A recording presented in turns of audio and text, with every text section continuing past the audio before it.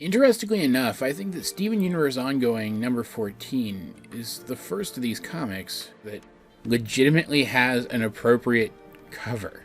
This cover features young Greg and Rose, and while the comic itself doesn't feature Rose, it is in part about Greg reminiscing about his time as a singer and performer, which we know is a thing that culminated in him meeting Rose, and eventually the two of them getting together. And even though we know there were some aspects of that part of his life that he didn't enjoy, he's reminiscing specifically about the fond ones.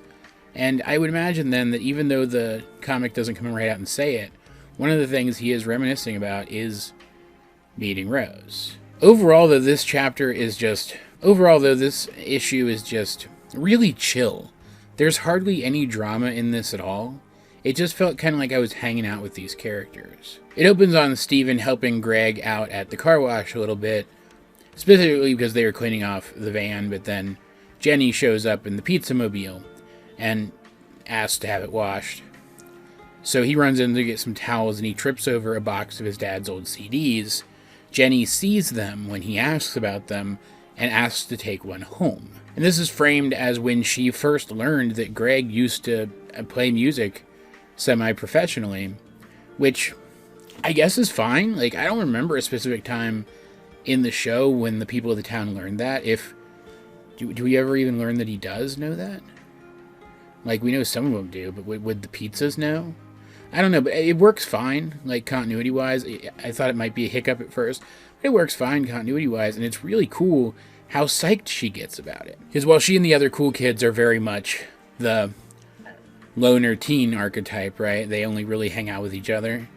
They're genuinely good people who really like self-expression. In fact, later, after Steven, after going to the Gems to ask them to build a stage for it, starts putting up flyers for the surprise concert that he's going to throw, and giving Greg the chance to play some music for the people of the town and relive some of those positive events that he was reminiscing about. Jenny and the other cool kids come across him putting up flyers, and they've all heard his CD now because she played it for the others, and they're super psyched to help Steven put the flyers up, and they even help him later when he realizes that he put the wrong date on there, go around and change the date on all of the flyers. Effectively doing the same job twice. Just because they care enough about Greg getting to do this thing that he would think is fun. I really like the cool kids. They're so chill. And this was a really good showing for them. I liked it a lot. Unfortunately, though, the Gems have been tracking a corrupted gem, and it shows up.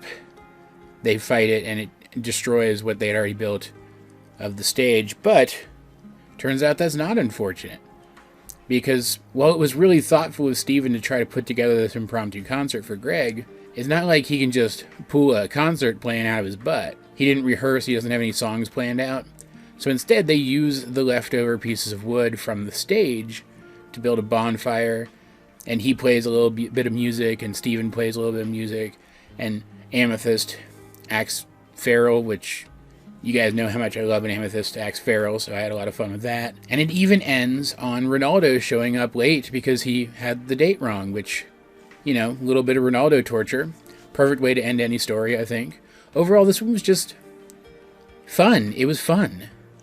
There was, like I said, hardly any conflict here at all. Everything resolved itself. What little conflict there was resolved itself pretty much immediately.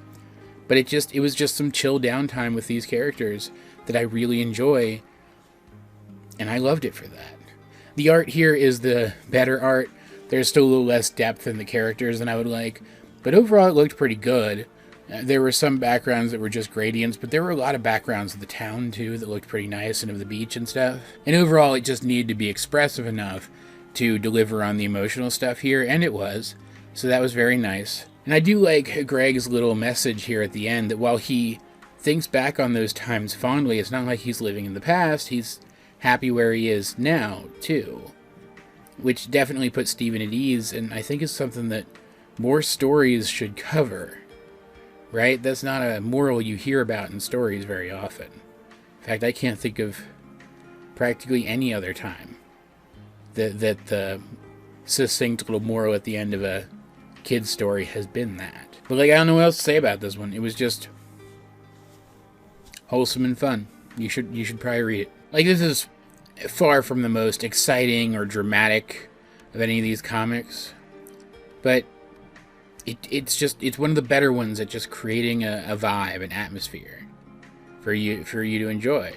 And I think it's worth something for that reason. All of that said, though, guys, what did you think of Steven Universe Ongoing, issue number 14? Let's get a discussion going in the comments section down below.